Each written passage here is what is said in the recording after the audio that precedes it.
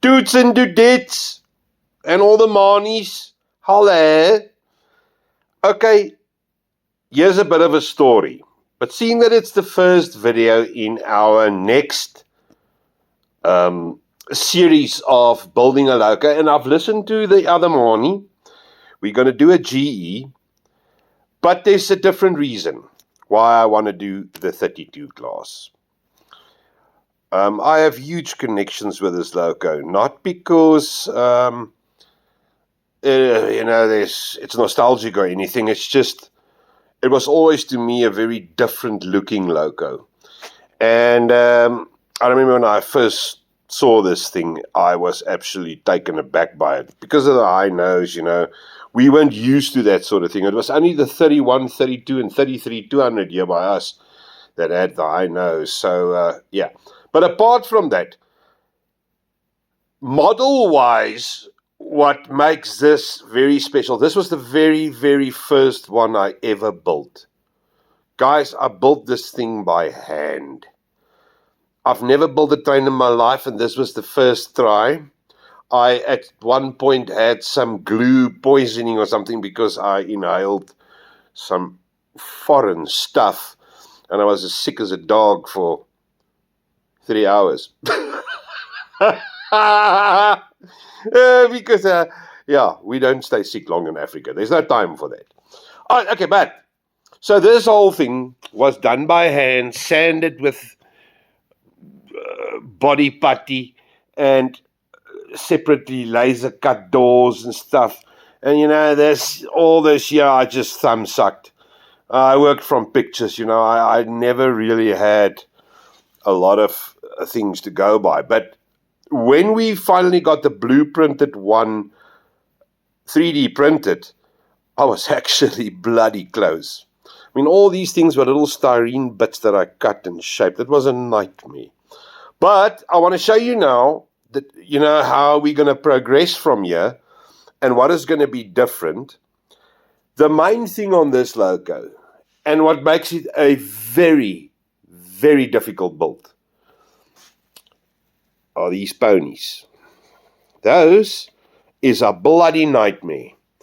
Now, the reason I want to do this thing, the 24th of September 2021, we're going to run at the club. There's a long weekend there somewhere, so we're going to be a couple of days at the club. This one I had at the club. It ran a half a round. There was a rail that actually pulled out. It was nighttime. I couldn't see.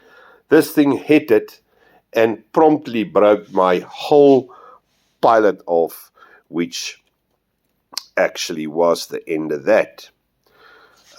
Which also made me, which was a good thing actually, because it made me rethink some of the later builds and how to sort of get rid of this sticking stuff onto the MDF. This is still an MDF chassis. Now I'm going to show you what we're going to do with a new one.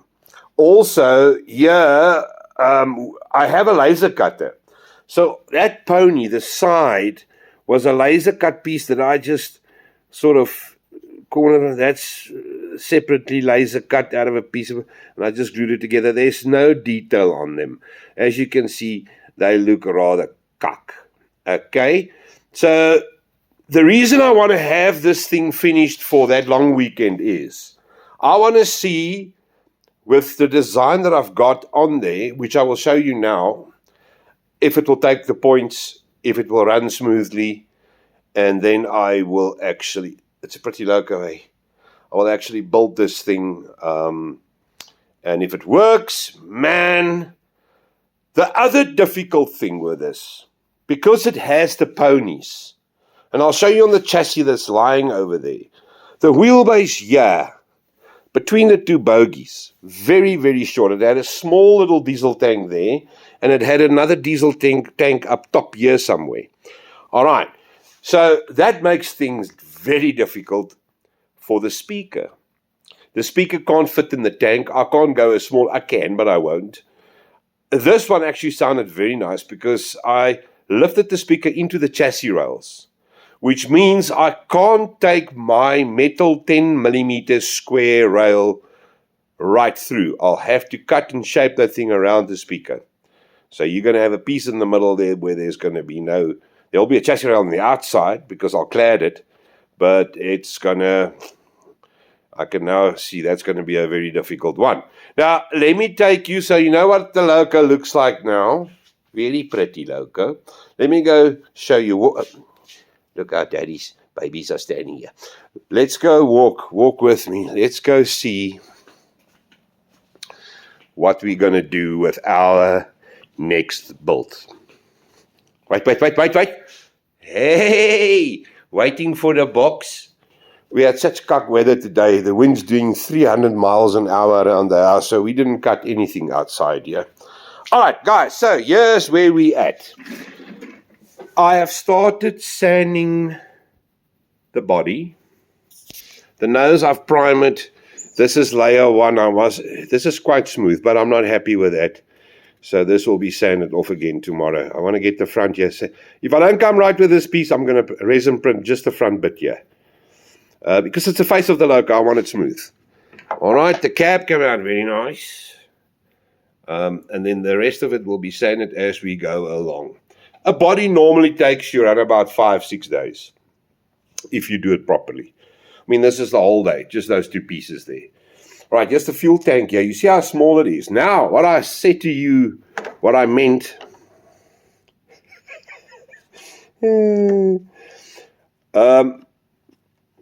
Because this is so close here, the speaker, the face of the speaker, actually sits right here in between the frames.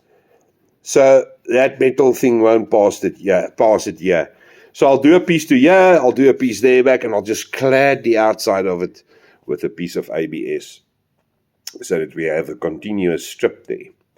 What is a good thing, though, is that the print, you see the print like that, this, like the normal with a 34, this is now printed onto the chassis, so it won't ever break off again, and then that just gets glued to it. All right. Now, the difficult part.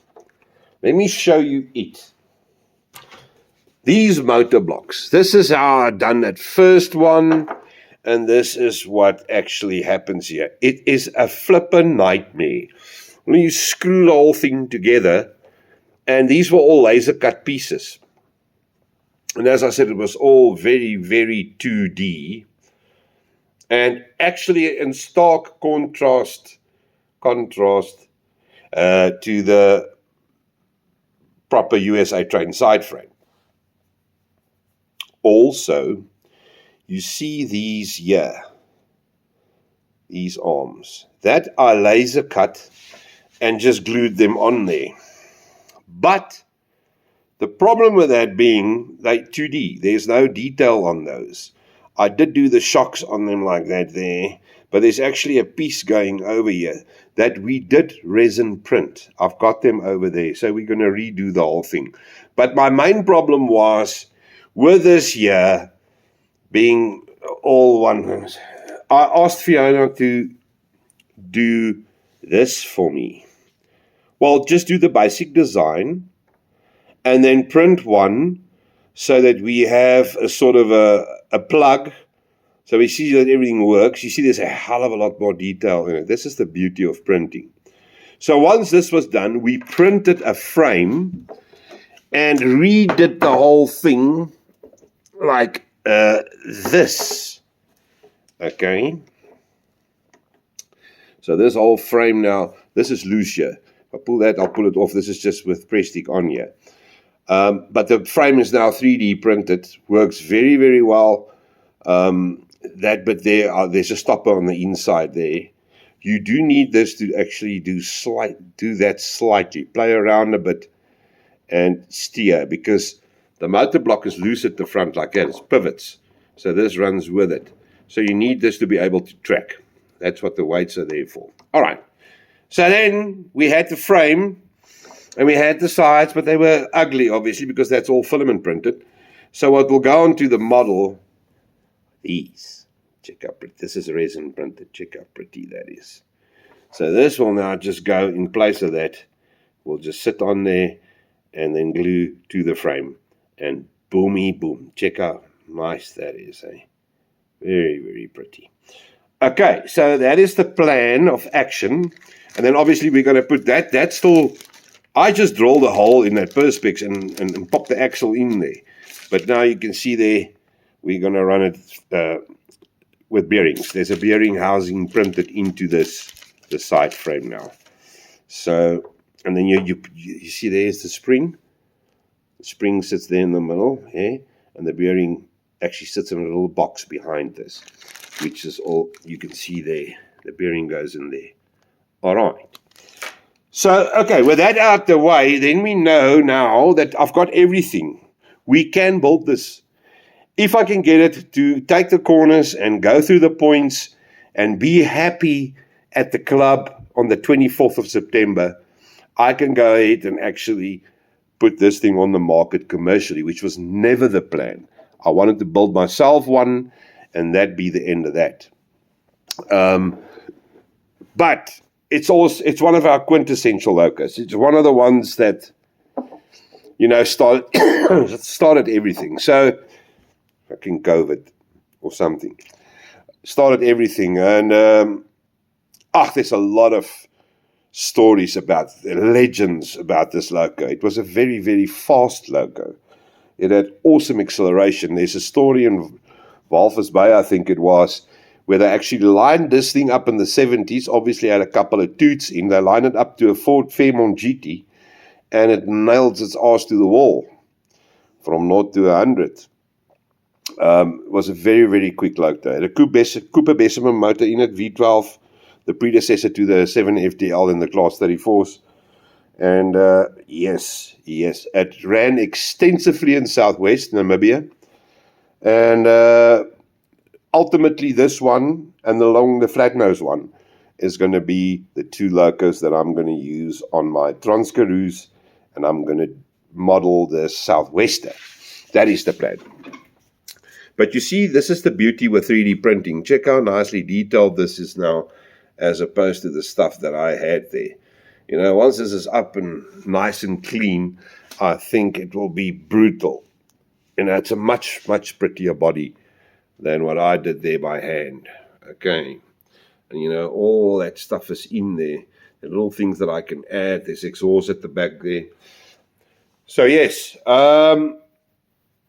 that's all cool and well. We will start building this thing then from here on in. It's not going to be as quick as the 34. There's going to be a couple of days where nothing's going to be done, no videos, because I need to sand this body and finish it. Once it's finished, then I'll run you through the build again. It'll be more of the same. And then once this is done, we'll start on Yaku's station and nail that thing's ass to the wall. All right, dudes, so that's that. Welcome to the Class 32 000 GE. Good. Thank you, and subscribe and watch and just be there with me. All right. Goed, tot ziens.